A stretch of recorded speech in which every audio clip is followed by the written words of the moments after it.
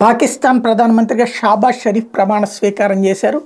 సరే, మన కర్మ ఏంటంటే పక్కన ఎవడున్నా ఏ ఎదవైనా మనకు అనవసరం కదా. ఆయన పచ్చి వెదవ.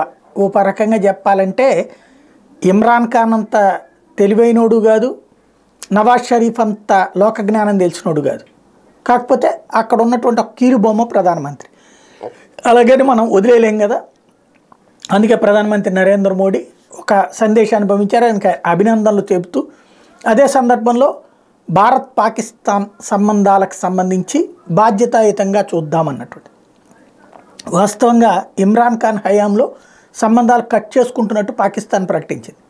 ఆ తర్వాత షాబాజ్ అది పునరుద్ధరిస్తామని చెప్పిన వాడు ఇంకొంచెం లిటిగేషన్స్ పెడతా వచ్చాడు. షాబాజ్ షరీఫ్ మహా తలనొప్పి తలతెక్క క్యారెక్టర్, కానీ మన పొరుగున ఉన్నటువంటి ప్రధానమంత్రి కాబట్టి అంగీకరించక తప్పదు. అందుకే మోడీ అభినందనలు పంపించారు.